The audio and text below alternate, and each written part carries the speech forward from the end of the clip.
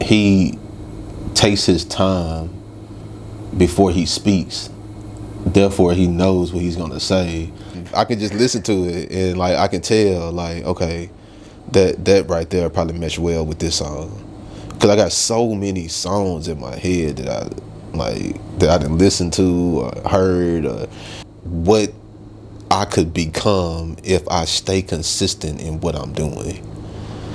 And it was like, yeah, I need to get there. You know, it's like a assurance. Mm-hmm. You know, and then let alone the customers that I have. That have been purchasing from me through the years and still rocking with me, like that gives me assurance. Really shine a light for yourself, man. Mm-hmm. For this one, you mind if I give you a homework assignment throughout this conversation? Yeah, what's up? What you got for me? Count how many times you say like. Okay. You want to know the reason behind it?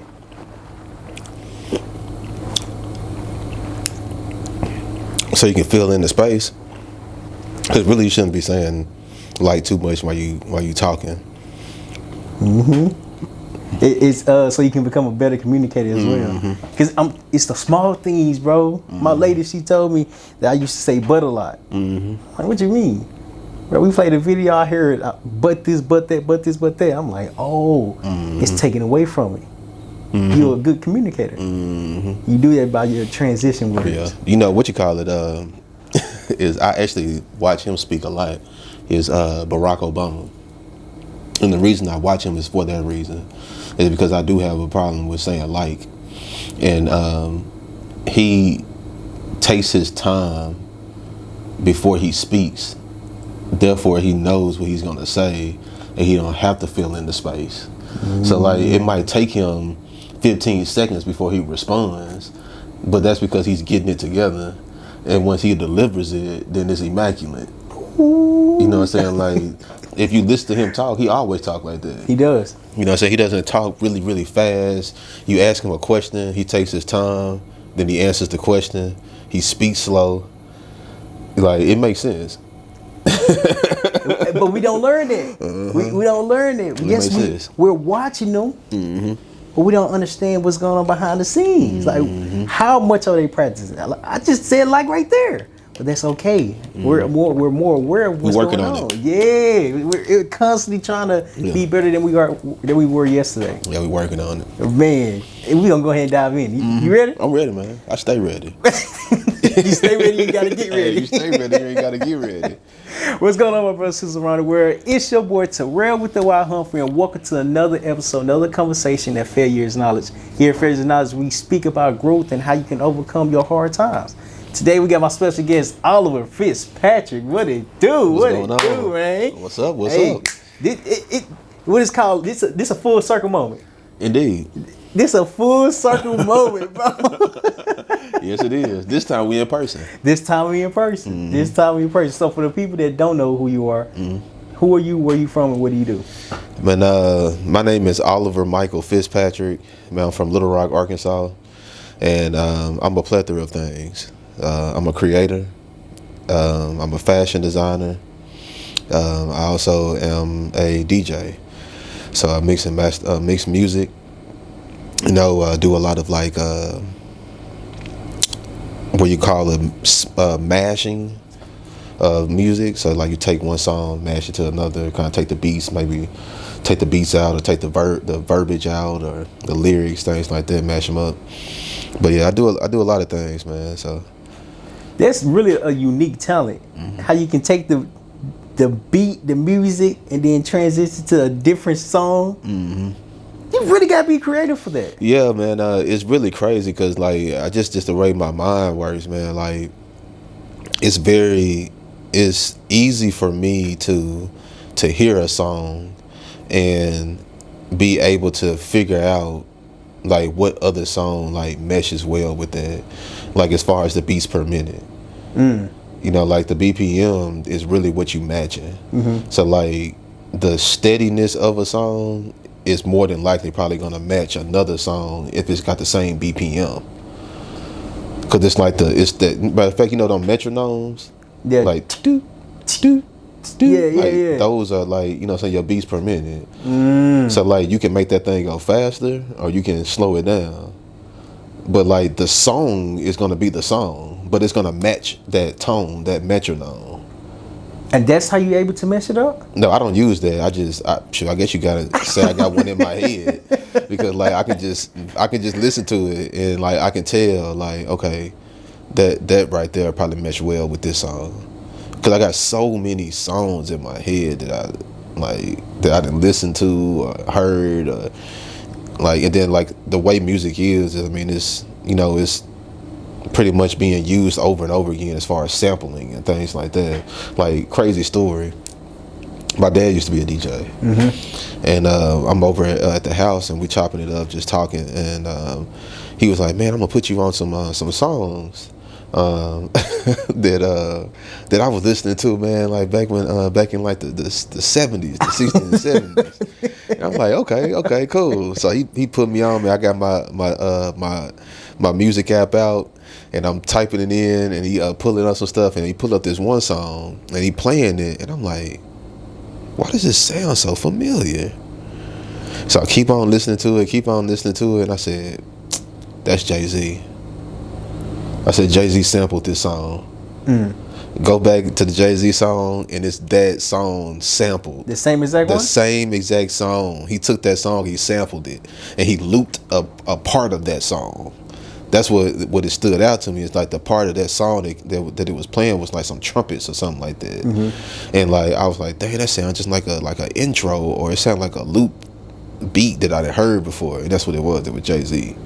So like I just took the song and I was listening to the song and like I started mixing and playing with it and played the song, and then when it got to that part, then I was like looping it and then looped it right into the Jay-Z song. Yeah. So it's always been in you. Oh yeah. How old? Since I've been like messing with music. Yeah. Shoot. Well, I was in band all the way from junior high all the way through high school. So I mean, like, man, music just been a part of me. Like my dad had like 2 Kenwood speakers in the den. I'm talking about you talking the big ones? Like the big ones, like the ones. I don't know what Kenwood is. Like the ones was this big, bro. They was this wide, and the speaker like had this thing like this. Like you can literally, like as a child, I could get in it. I can sit down, like I can get in the speaker like this.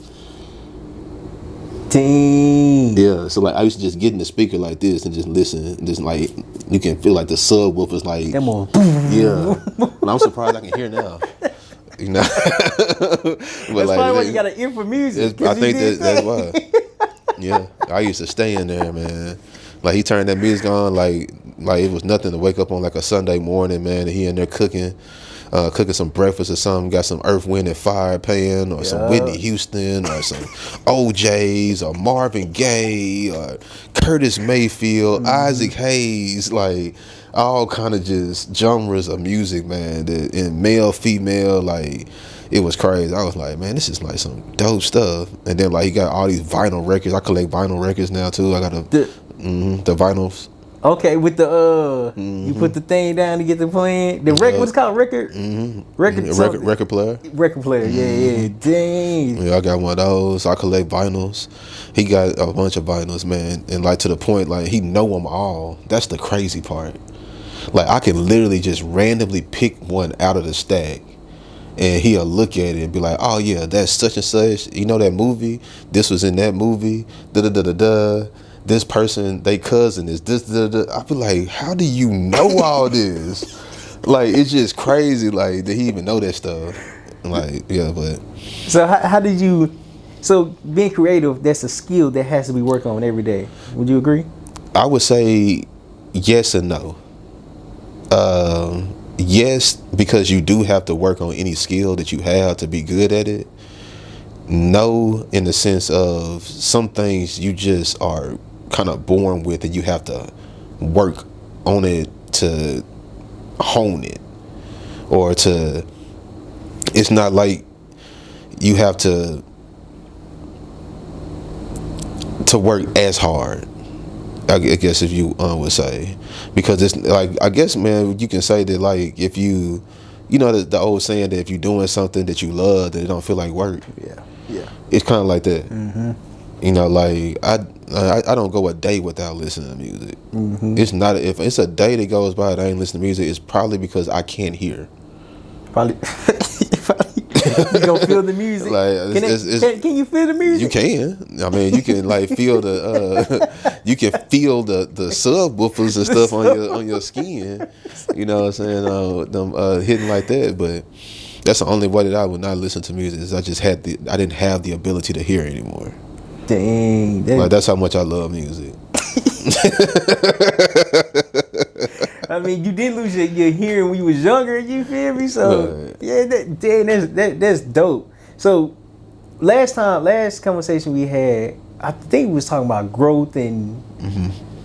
I can't remember. I'm gonna tag the video in this video.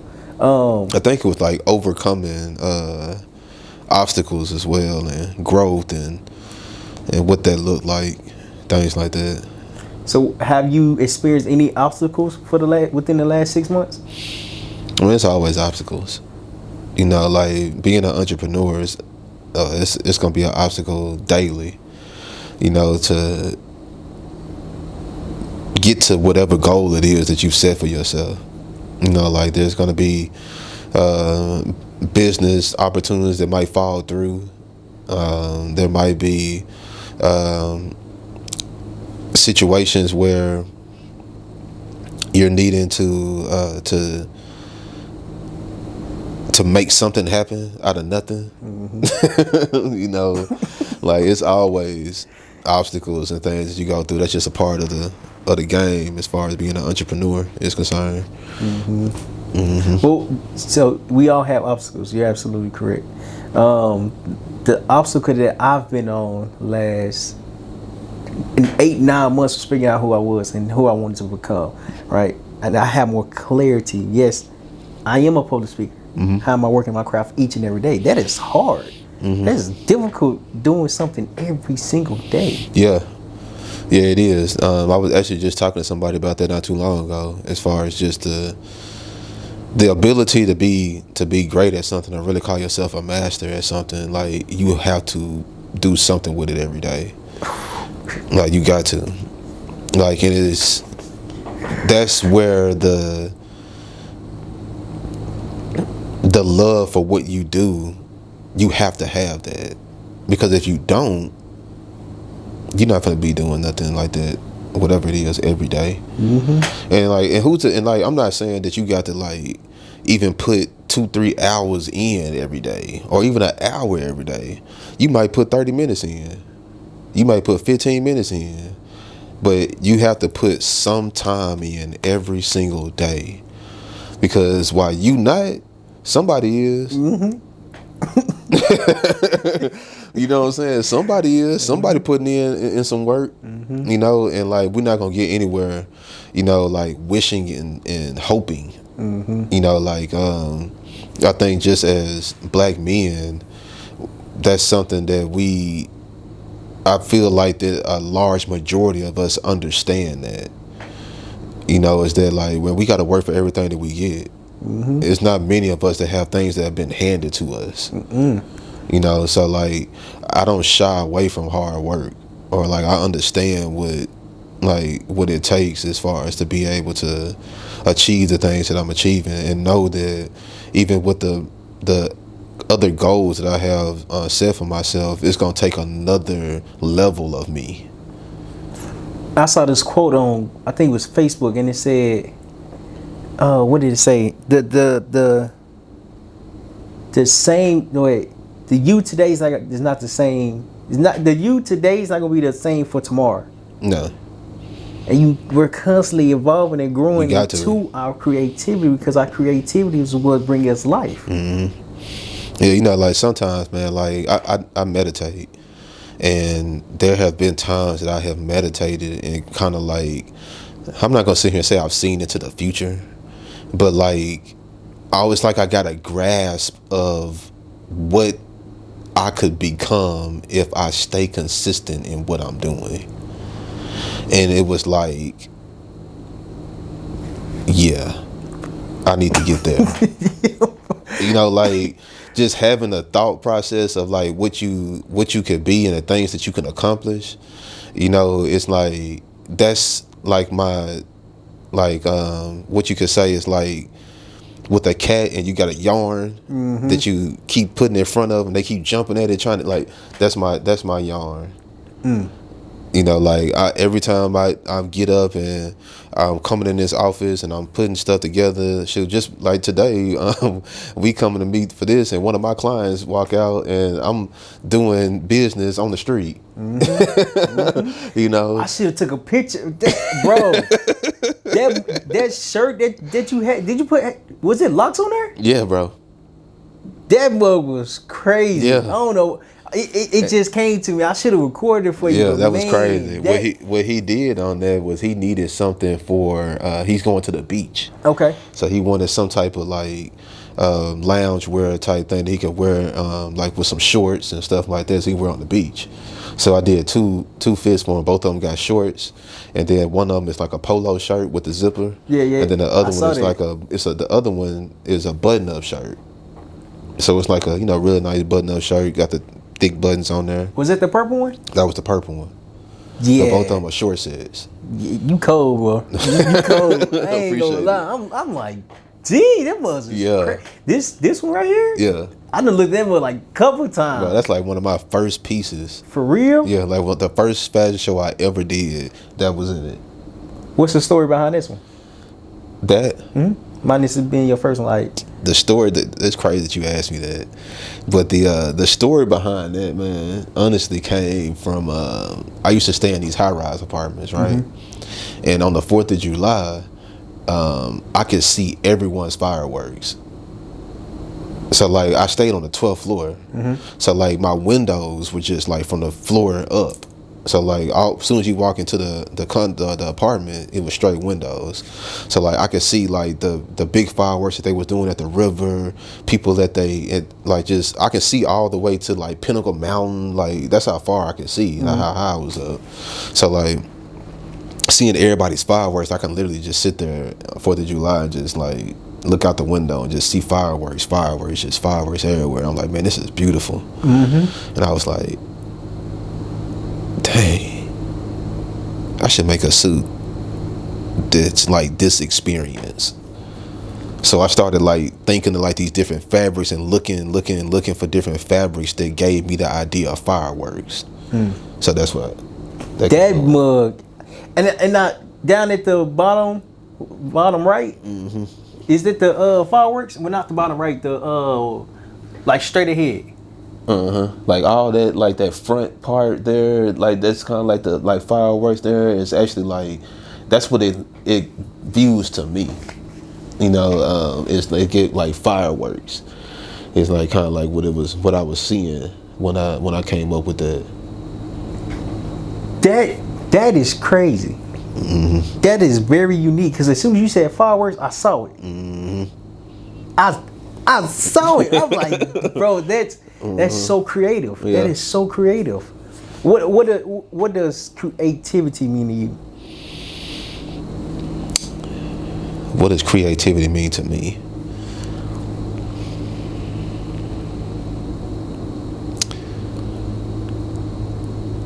Creativity is vulnerable. It is. Because in order to like really create, you have to kind of like get out of your way and let yourself go. And then on top of that, whatever it is that you're creating is coming from a certain place to where you're being vulnerable and allowing other people to judge this. Like every piece in here I've sketched out. I've sat here or I was at wherever I was and I'm sketching these things out, putting these fabrics together, these designs, and then I'm doing a show and in hopes that the people who view these pieces are at awe when they see it. So like that's what I'm looking at. Like I know what my pieces look like, but when I'm at the show, I'm looking at people's faces. That's all I'm looking at. As soon as the pieces hit the runway, I'm looking at people's reactions. What are people looking at? What are people saying? I can read lips pretty good. You know, I'm trying to see what's up. You know, like when I see the pictures, I know what my pieces look like. I'm trying to see the still shots. I'm trying to see somebody with their mouth like. So you looking at, as the picture is being taken, you're looking in the background, looking at the audience. Yes, because that lets me know that I'm on to something. That you doing something right. You know what I'm saying? Like when people get the you hear it in the stands or hear it in the audience. When people get the oohing and eyeing and all that, like that's what I like right there. I love that because that let me know, you know, that like, okay, I'm on to something. You know, it's like a assurance. You know, and then let alone the customers that I have. That have been purchasing from me through the years and still rocking with me, like that gives me assurance, you know, because I mean that again, that's a vulnerable thing, is to create something. Somebody's paying. My clothes ain't cheap, so somebody is paying to get something made, and I'm making sure that it's to their liking and that there's something that they, you know, saying they feel good about purchasing. Because that very well could have went a totally different way. You know, he could have been like, man, I don't even like this. Yep. You know, so I'm glad that it didn't. You know what I'm saying? And it ain't. I can't think of a time that I've had somebody be like, I don't like this. But it's to go back to the question that you asked as far as what is creativity to me, like it's a vulnerable thing. You know, it's a vulnerable thing, but it's beautiful. Yeah. That was perfectly said, because I had to learn more about myself. I had to learn what I've been through my whole entire life. Yes, my dad went in my life, but just because my dad went in my life doesn't mean I have to hold a grudge against him. Now I have to learn how to forgive, but forgiving my dad is saying I have to learn how to forgive myself. I have to be vulnerable and learn how to communicate. Yeah. That's difficult. I had to learn how to be a man. When a man wasn't even present. Minus the football team, the coaches. There were men in my life, but it wasn't consistent. Yeah. It wasn't consistent men to where I can see like, oh, okay, that's how a man's supposed to treat a woman. That's what a man is. That's how a man conduct himself. That's what a man speaks like, sounds like. I get a glimpse of it. Yeah. Trying to figure out who you are is difficult. Then I learned, I'm like, I'm not the only one going through pain. I'm not the only one going through tough times. We're all dealing with something. We all just don't have a voice because we're not comfortable with who we are. Comfortability, that's what leads us to vulnerability. That was hard. That is. I like that. I like that. I like that, boy. You might want to write that down. I'm trying to, what I say, comfortability is what gets into vulnerability. Man, comfortability leads to vulnerability. Yeah. Yes, sir. Yeah. Oh my God. Because you got to be comfortable to be vulnerable. That's for real. You have to be, bro. You got to be comfortable within yourself to be vulnerable. That's real. That's so real. Let that one sit in right quick. Yeah, I like that. I like that. And see, that's what I learned. Like, you can't wake up, be creative overnight when you had to put the time and effort into yourself. Yeah, because you find out about yourself during your creative process. I think that is a part of the creativity. It's like a maturation process. Because, I mean, like, the creativeness that I have now, I feel like has evolved from when I first started. There's certain things mistakes that I have made or things that I've learned, new techniques or just a new eye of looking at, just being open and looking at these unique designs and things, and not just staying in a box mentally, because I do suits. So that's my claim to fame is I do custom bespoke suits. But it's hard sometimes when people ask me like, hey man, so like what type of clothes you make? And I want to say that that's what I do is bespoke suits, but I do anything. You know, I've designed a lot of different things outside of bespoke suits. And the reason I feel like that I can do that is because like I don't limitate myself or put limitations on myself as far as what type of designs that I look at or what shows I watch or things like that. I mean, I watch some of everything. Now, would I say that I would wear everything that I watch? No, I wouldn't. But it's a respect for the designer and what they were able to come up with and the concepts behind it is what I like. Like I can look at something and be like, dang man, I would never wear that, but that's dope. That's like crazy. I like that design for that person or whoever the person would be that would wear something like that. Like that would be dope. Like now, is that my skilo? Not necessarily. Like perfect example. Louis Vuitton had Virgil as the head of the men's fashion for Louis Vuitton. Did you ever watch any of his shows, or are you familiar with any of the clothes that he made Louis time? Louis Vuitton, I'm familiar with that brand, but with the guy, no. Now, as far as Virgil is concerned, like at that time, like you started to see like a bunch of like baggy pants, like the oversized suits and the things like that. Like that was his thing. And like I think it's pretty dope. Now, would I ever wear anything like that? No. But now the head of men's Louis Vuitton is Pharrell. And his style of clothing is more of my style of clothing. Yes, he does have some stuff that is a little oversized in some pieces, but the majority of his stuff is more tailored. I like the more tailored look than I do like the bigger, bulkier look. So that's just my, my style as far as how I like to do things. But yeah.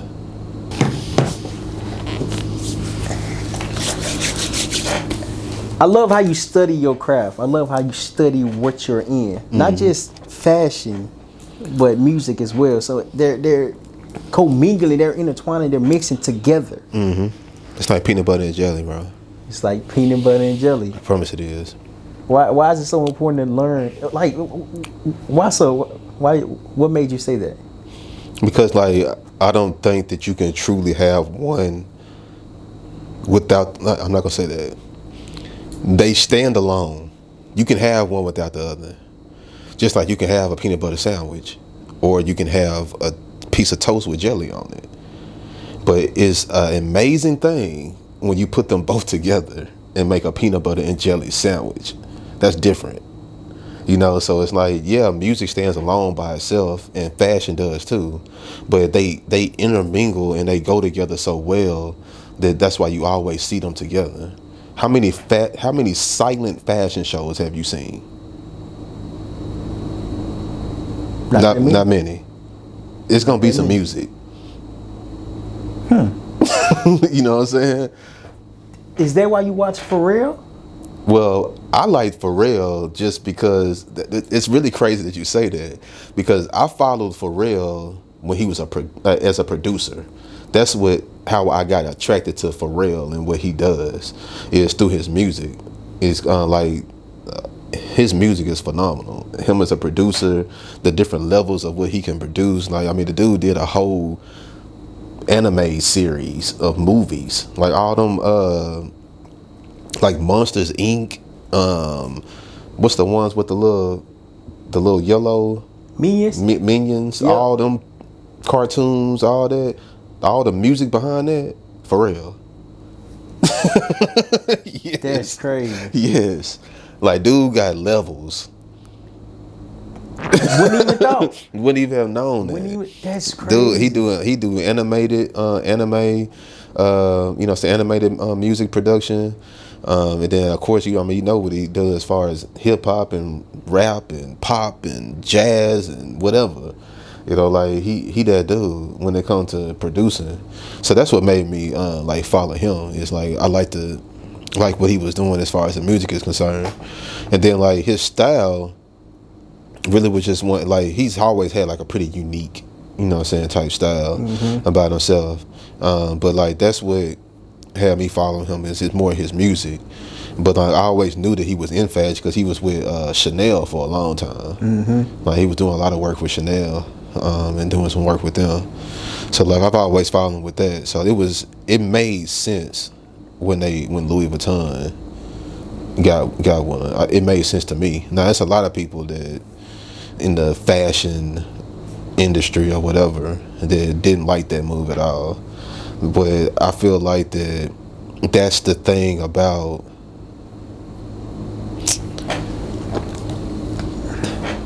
I want to say us as far as like I feel like that with let me make sure I say this correctly, but I feel like that when black people are good at something, that's the only thing that they're allowed to be good at. You feel me? Like the fact that Pharrell was such a successful music producer, there's no way possible he can be a fashion designer. You know, it's like he can't do that. You put in what is called? You put in a box. Yeah, it's like you putting these box in this box over people. For instance, another example, Steph Curry is arguably one of the best NBA players to play this game. He's also killing it right now in golf. I'm talking about like for real. Yep. But it's people that's kind of feeling sideways about that because he's in a game of golf that he shouldn't really be in because he's an NBA player. You know what I'm saying? Like, who's to say that? I mean, why come he can't? You know, like, shoot, if he want to do bowling, shoot, he can do bowling. I mean, you know what I'm saying? It's like, why do we have to have limitations on us? You know what I'm saying? Like, now anybody else, like Leonardo DiCaprio and all these other people like that, they can be great at everything. You know what I'm saying? They can be great at this and do that and do this. And it's like, oh, yeah, look at all the things that they doing. But then it's like, with us, it's like, all right, you are a good basketball player, stay being a good basketball player. That's it. Don't do nothing else. You are a good football player. That's why it's so amazing what LeBron James is doing. That he's able to break those barriers and be able to be like, no, I'm not just an NBA player. I'm an investor. I'm a businessman. I got a school. I have scholarships. I make movies. You know what I'm saying? Like he got his hand in everything. You know, and like that's amazing. You know what I'm saying? For to have somebody that look like us to be able to, you know, for you to see something like that. You know, like that's pretty dope. But like I do hate that sometimes though. I just feel like they put limitations on us, man. Anytime that, especially but it's only if you're good at it. Now if Pharrell would have went out there and did that fashion show and just messed that whole thing up, then it wouldn't have been much really said except for just bashing him about how terrible the show was. Yeah. You know what I'm saying? But like the fact that he went out there and killed it, now all of a sudden people got an issue. You know what I'm saying? Like because you wasn't expecting for him to go out there and do that. You know? You was expecting something different. And he just came and hit you across the head like bam. What's up? Wasn't even expecting it. Yeah, you know what I'm saying? Like, yeah, what's up? I can do this too. Yeah. Same way like you know what I'm saying, Steph Curry. Like, yeah, I go out here and play golf too and win. He did. Yeah, he doing it. He did. I was like, this dude is hole in one. Right. Somebody said his hand-eye coordination. It was like his hand-eye coordination makes him like an alien or something like that. Bro, he is off the chain. Crazy. This last one he won, he walked off while the ball was still rolling. For real? The winning putt. I didn't even see that one. He hits the putt. He watches it, and it's probably about 3 or 4 feet away from the hole. He turned around and started walking away. Confidence, bro. I said, this dude is cold. Hey, man, that has to be built up. Yes. You know what I mean? Yes. You gotta be creative with your shot. You gotta be creative with your craft. Like my dad say, man, hard work breed confidence, bro. Hard work breed confidence. Hard work breed confidence, man. Ooh, and confidence is felt every time you step into a room. Yeah. If you ain't working hard, man, you ain't gonna have no confidence. They gon' know. It's gonna be evident. Like this guy must not have been working that hard on this. Yep. It's gonna be evident. But like that's like you said, like you've been in quite a few rooms now. You can tell who got confidence in there and who don't.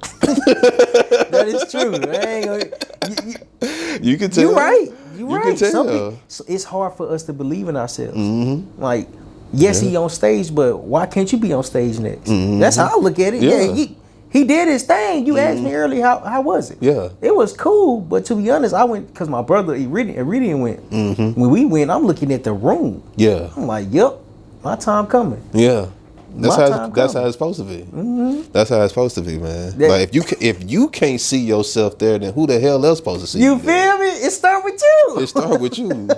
That's why I said what I said earlier, man. It's that like I have seen a glimpse of, you know what I'm saying, like where this thing could really go. Yeah.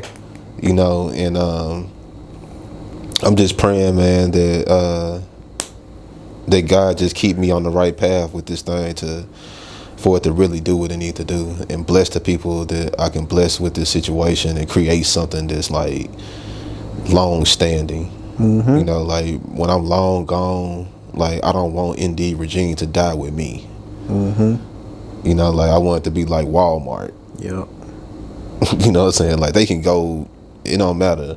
Walmart ain't going nowhere. You know, Walmart ain't going nowhere. Sam Walton did his thing. He did his thing with understood. That. Yes. He understood. And I'm glad you brought it up again because it's very important. Yes, we can envision ourselves in our future. I do that every single day. Every day I wake up, I'm like, I just learned something new. This is going to take me so far. Me learning how to communicate, not only is it going to make me a better communicator, I can teach other people how to be a better communicator. Because I'm not just doing what I'm not teaching. I'm practicing what I'm teaching. I'm practicing what I'm doing. And I love how you pulled out the fabric. Let's talk about the fabric right quick. So, are you envisioning the suits whenever you do this? Yeah. Sometimes it depends on what I start with. Sometimes I start with a design and I don't see fabric. I'm just designing. Or sometimes I see the fabric and then I create a design off of what I see in the fabric. So it just depends on what style of creativity I'm working with that day. So like I've used this. I used this for an all-white event. Okay. I used that for an all-white event one time. I did the blazer and everything with that, and then did like white acetic acid pants. It's like a satin type fabric. So yeah, like it depends on which style of creativity I'm in for that day. If I'm looking at the fabrics, or also it depends on what I'm working on. Cause like if I'm working on like a actual collection, then there might only be a few fabrics that I'm actually working with. You know, like cause most of the time, like my collections are gonna be like a mixture of probably 2 to 3 fabrics I'm using, but I'm making like 15 pieces. But all of them, you know what I'm saying, it's a collection. You know, so all of them gonna be different styles and types of pieces, but it's all the same fabrics.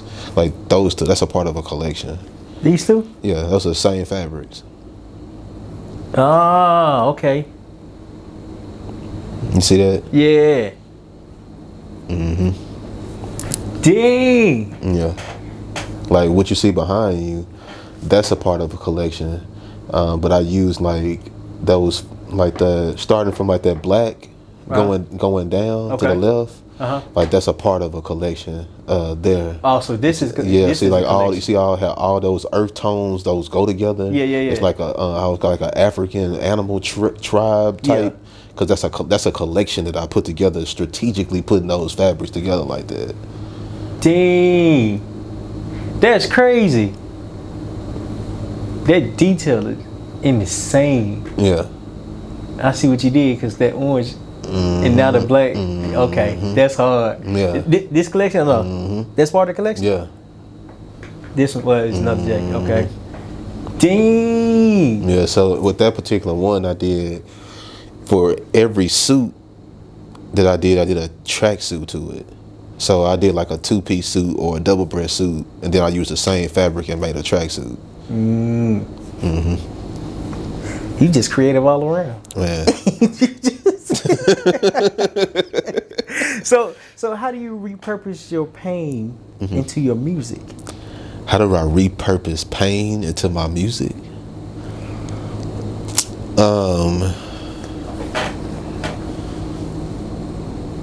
That's a very good question. I wouldn't say that there's a lot of different emotions that go into when I'm mixing and music and stuff like that. I would say like not just necessarily pain, but love. I would also say like desires, or sometimes you can just speak through music. You know, like it might be something that you might want to say, and and the music says it better. The way you just described that, you know how the guitar be singing, bro? I'm like, that is crazy. So okay, let me change the word. Will it be better to say passion rather than pain? Yeah, I would say passion. Okay.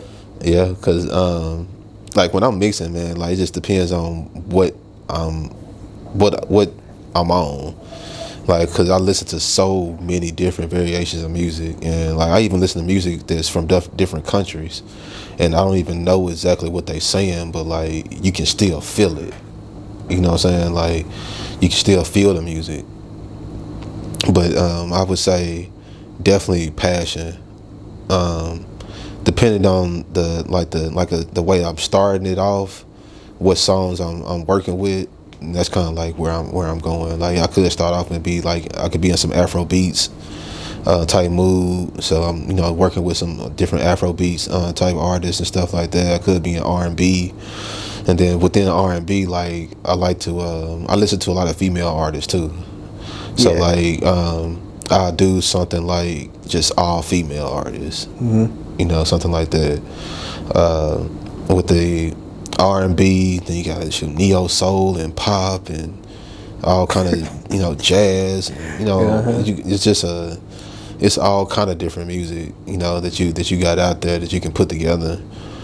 But you do got to have an ear, And one thing that I do as far as the music that I listen to, I feel like it's different because it's not. I don't listen to a lot of mainstream artists. Like Drake and even Jay-Z, he ain't put nothing out in a long time. I'd say what's another like Drake, Future. Like I'm naming these people, I do listen to them. Like I listen to Drake, I listen to Future, but I'm not consumed by their music. Like there's certain, like most people, like they listen to your top artists and they just listen to them. Like they listen to all their different albums and stuff like that. But I find new music every day, and I listen to a lot of artists that are not mainstream, and they eventually become mainstream. Like I remember the first time I listened to Drake more before he was mainstream than what I listen to him now. Like I remember exactly what I was doing. I remember exactly what happened when I found Drake. I wasn't even looking for Drake. Drake found you. I was looking for some Trey Songz. I was listening to some Trey Songz, bro. This was back in like the LimeWire days and stuff like that. That's how long I've been on this music stuff. LimeWire, Napster. Like I remember when Napster first came out. Like that type of stuff. You know what Napster is? Nah. Napster is like the first downloading service for music. What? Like when you first was able to go on the internet, type a song in and download it. That's like that was Napster. Time flies. Yeah, time flies. What that is. But like that, and then you had LimeWire, and there was BearShare. You got all kind of different stuff that was out there that you can download music on. But anyway, I'm looking for some Trey Songz tracks, and then I come across this song called "Replacement Girl," and it was Trey Songz and somebody named Drake. And I was like, Drake? What the heck is Drake? So I'm listening to the song like, oh, this dope right here. And then he came on. I said, hold up. who is this rapping? I was like, oh my gosh, man. I went immediately and started looking for Drake songs. I found Replacement Girl and Keys to the City. That was the only 2 tracks that I could find. And that's crazy because like I can find some music. Like just give me a few minutes, I'll find some. Like I can find some like some stuff, you know. And I couldn't find nothing on this dude. And then like it wasn't nothing but probably, man, it couldn't have been nothing but probably like a few months later or so. October's Very Own came out, and still wasn't nobody on it. But that was the one that had Houston, Atlanta, Vegas on it. The one that the interlude song with Omarion, like that was the one that put them on. Was that album? And I was, man, playing the mess. And I remember like my friends was like, man, who is this dude you listening to? I was like, Didn't even know who this dude was. And I was on him a whole summer before. So I'm listening to this dude the whole summer before. Nobody knows who the heck Drake is. I'm playing this Drake all the time. And I'm like, man, this dude from Canada, bro. From Canada? Like, who are you talking about? Then the next summer, it just went crazy, man. Everybody was like, Drake. I'm like, bro, I'm listening to this dude for a whole summer. And it's like, crazy. I've been listening to Drake. It's crazy how far his music reached. Oh, yeah. And it's amazing how far yours can reach as well. Yeah. Because you working on a project too, right? Well, you talking about the volumes? Yeah, the 5-pack volumes? Yep. Yeah. So every Friday, I release Indie Regime 5-pack volumes.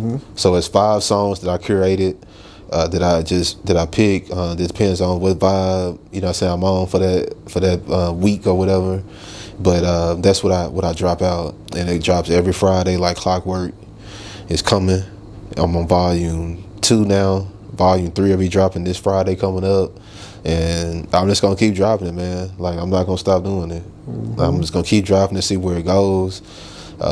It's a great outlet for me, and it's something to help as far as consistency as well as having something that I know that I'm going to make sure that it's getting released, you know, that I'm working on it.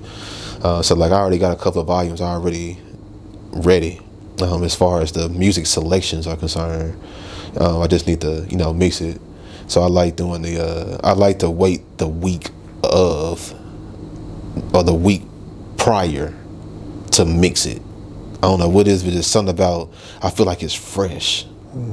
Like fresh off the plate, you know, like I might have the tracks I already picked, but I'm not touching it, like really touching and mixing it until like the week prior. Because like, this might sound weird, but like I listen to the playlist over and over again, and then I DJ in my head.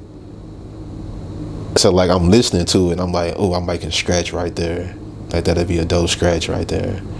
Or I can mess with the equalizer right there and like bring his voice down a little bit and like play with his voice around on that track. Throughout the whole like that's what each song. Yeah, that's what I'm thinking of when I'm listening to because that's what I'm doing. Like when I get the DJing and start messing with the equipment, I'm messing with the equalizers. I'm mixing this. I'm scratching here.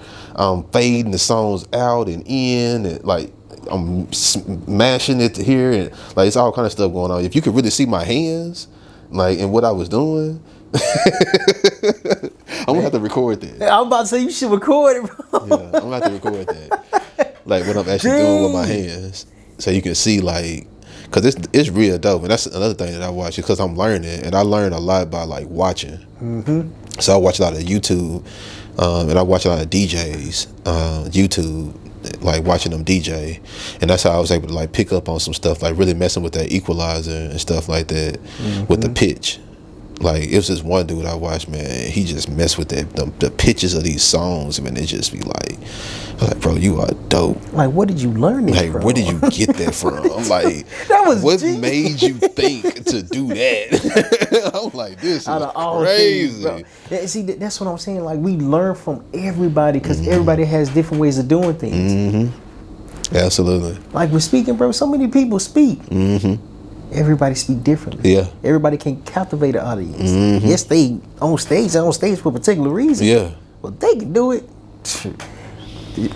Okay. Okay, I don't doubt myself. Why do we doubt ourselves when we don't even see ourselves in their shoes? We don't know what they went through. We don't know. We just judge them like, you're here, but I'm not there. Did you put the time in it?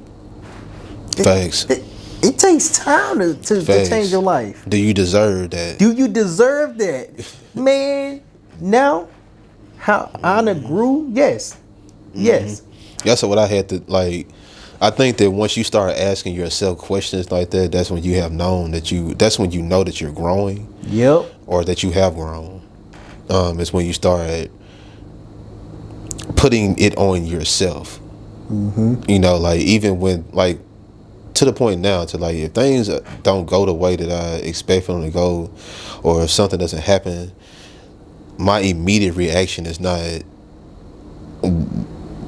they didn't want me to succeed, or I'm thinking, like, what did I do or not do to either put myself in the right situation or not put myself in the right situation? Like, what was it that I could have changed, or, you know, things like that.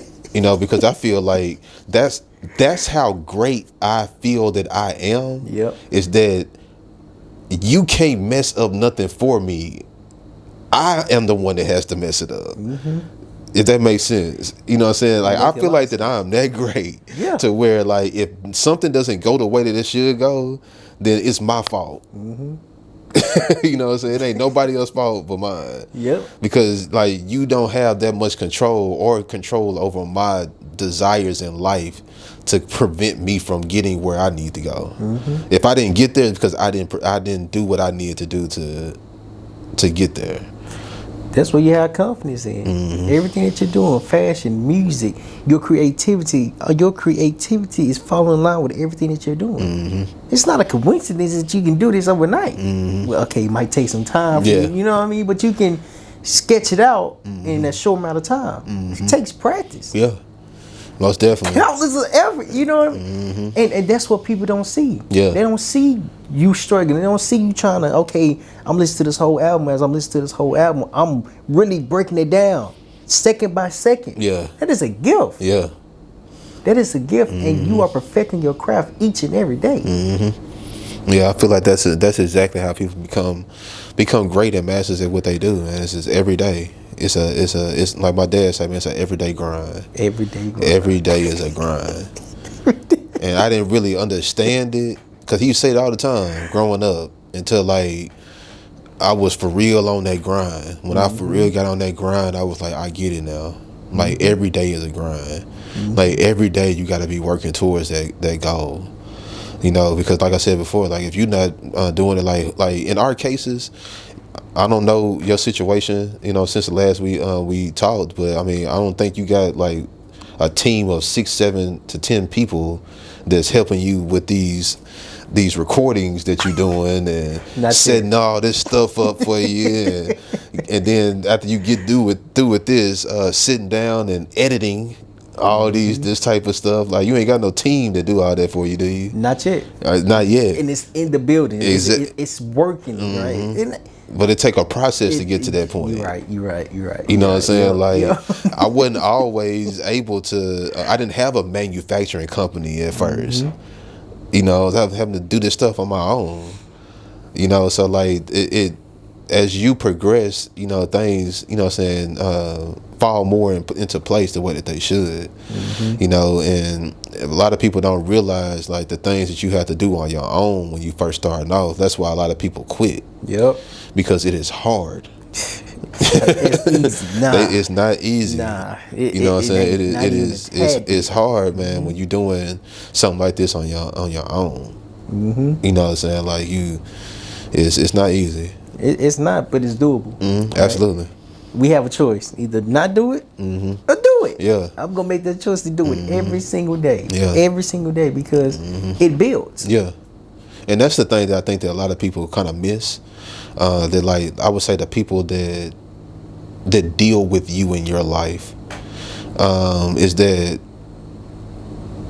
some people don't really understand that if you're not doing it, it doesn't get done. No. You know, like if I just decided, you know, for the next 3 months, I'm tired. I ain't finna do no research on nothing. I ain't finna look for no customers. I ain't finna follow up with past customers. I'm not finna come to this office. I'm not, you know, like I'm just not finna do nothing. The ND regime is not gonna do anything. You know, like I don't have the luxury yet to be able to just be like, hey, I'm finna chill out for about a few months and just let the, you know what I'm saying, let the business roll and do what it do. I don't have that luxury yet. I will. Until you feel me? You know what I'm saying? I will.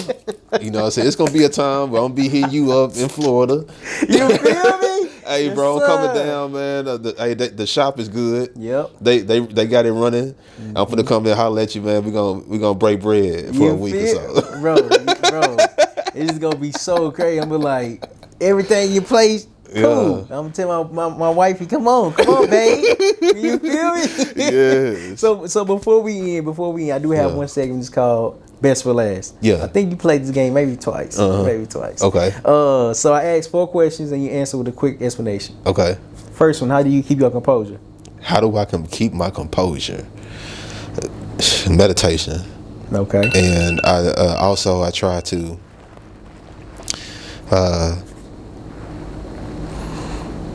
count to 10, take deep breaths, and I try not to say the first thing that comes to my head. I'm gonna tell you, that's the key to me. Yeah. Is that has really helped with me keeping my composure, is not saying the first thing that comes to my mind. Not to say that every time the first thing that comes to my mind is something off the wall, but it's not that it might be off the wall, it just might not be received the right way. Like I can say the same thing, but I can use different words. Mature. Yeah. Mature. That and growth. That's what that is. You ain't never lied. That's what that is. That's what that is right there. Growth, boy. Yes. What are you grateful for? What am I grateful for? I'm grateful for the people that God has put into my life throughout this journey that I'm embarking on. The people that are still in my life, the people that have came and gone, I'm still thankful for them as well, you know, because there was a season and they were a part of that season. I'm not no longer be in that season, but in that particular season, that's what it was, you know, and I'm thankful for that, and because at the end of the day, like that was one of the main things that I asked God for when I started. Like I remember I had my LLC in my hand, and I was sitting on the edge of my bed, and I was like, God, just put the right people, because I don't know what the heck I'm doing. Like just guide me in the right direction, put the right people in my path that will help me get to where I'm going, and just be understanding, and you know, just really gonna support me, you know, and he's definitely done that and more. As far as I never would have thought that I'll be going to a whole nother country to do a fashion show. You know, to be going to London this year is very big for myself and my brand, because now I can officially say that I'm a world-renowned fashion designer. I'm not just here in the United States. I have been seen, or will have been seen, in a whole nother country. Matter of fact, some would even say the birthplace of fashion in Europe. You know, so like it's not like I'm just going to somewhere, you know what I'm saying, where fashion is not one of the top things that are going on in that country. You know, so that's really big to be able to do something like that. What's in the Bible? It says, "Ask and ye shall receive." Quickly. we don't think it's that quick, but God, it's on God time. Every time we ask for something, He bring it to life. Yet when it's in our life, are we ready to receive it? I'm gonna tell you, it's another part to that. you have to be very detailed. Yes, you do. About what you want, or what you're asking for. Because you will get it. You will. It ain't gonna be what you asked for. It might not be like, because I didn't been in that situation before. Get to talking to God, and God give you exactly what you asked for. Yep. And now you like, dang, I should have been more detailed, God. I'm sorry. You know, next time, you feel me? I should have been more detailed.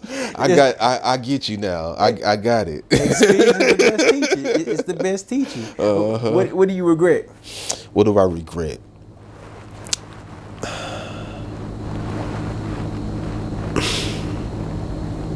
It's not a lot of things I regret, man. I mean, I try to live my life in such a way that, like, everything is a lesson. Like, even losses, you know, like, that it's a lesson that I've learned, which in return helps make me the man that I am today. So it's not many regrets that I would say that I have. Like, I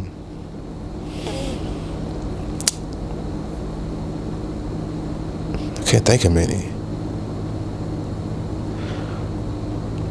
I will say this. I don't know if we really call it a regret or not, but when I had moved to Dallas, I had moved to Dallas like in 2016 or so, and the company I was working for actually went out of business, and I was looking for jobs, and found one here back in Arkansas, and ended up taking that job and moving back.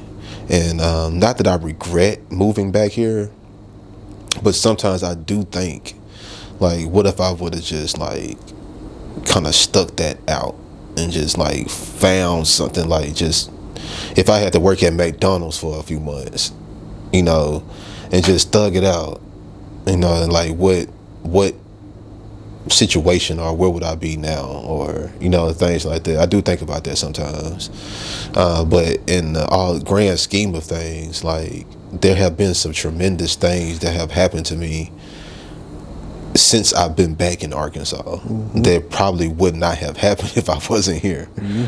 You know, so that's why it's hard to say it's a regret, because, man, like, even the things that you think are not going your way, they really are. You know, like, some of the things you might be asking for, you're not getting, is probably good that you're not ready for it, because you might not be ready for it, or it might not be what you really need or want. It might not be for you.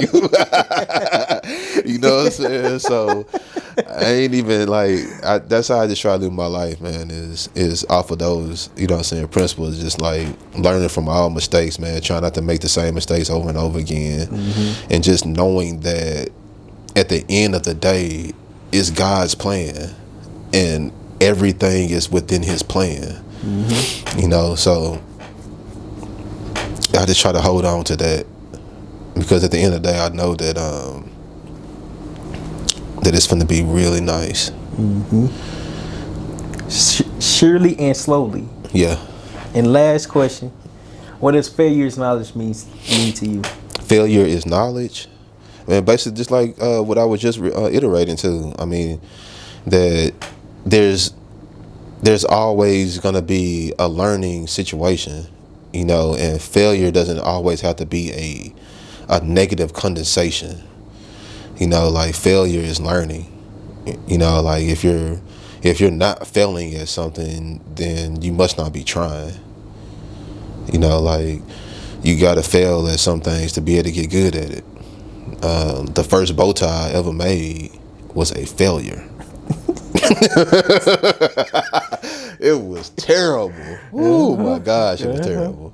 But eventually, like, I just kept working at it, kept practicing it, kept learning the mistakes I was making, fixing those, and eventually I got to a point to where I made a bow tie that I felt like that, and other people felt like that they could purchase, and it's a good quality behind it as well. And the same thing with the clothes, you know. So Man, this failure is inevitable if you're really trying to achieve something great. Like there's gonna be some failure. Mm-hmm. But the one thing about failure is you just can't allow it to let you down. Like you can't allow failure to dictate who you are.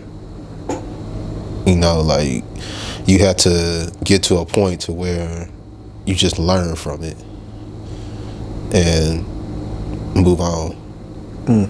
Man, Oliver, man, this is always our conversations always are great, bro. You feel me? It's great to actually do it in person because man, growth. Yeah, you can feel the growth. You can feel the confidence. You can see what you've been through.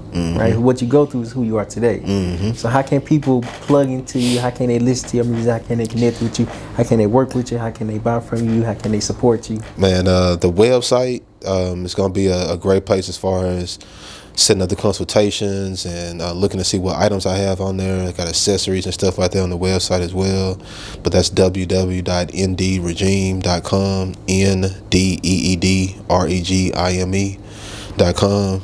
I feel like I'm rapping. You feel me? But, come natural. Look out. But the social media, Instagram, Twitter, Facebook, same thing, Indeed Regime. Also Facebook, my name, Oliver M. Fitzpatrick. As far as the music is concerned, SoundCloud is where you can find me on SoundCloud, Indeed Regime Sounds, and that's with a Z, SOUNDZ. So Sounds, Indeed Regime Sounds. And like I said, every Friday, I'm dropping like clockwork. Hey man, I saw it today when you sent it to me. When you sent it, I'm like, what is this? Yeah. It didn't download, but it downloaded today. Yeah. So before we get off, what are your closing words for the audience? My closing words for the audience is, I'm gonna make this good.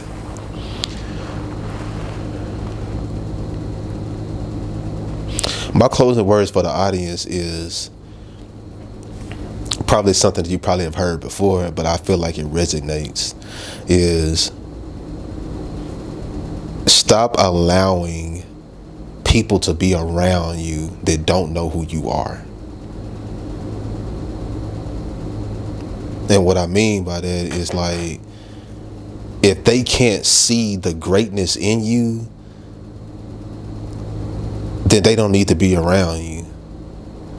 Like, we need to stop allowing people to be and soak our energy or be in our presence that don't have our best interests at hand or want to see us achieve.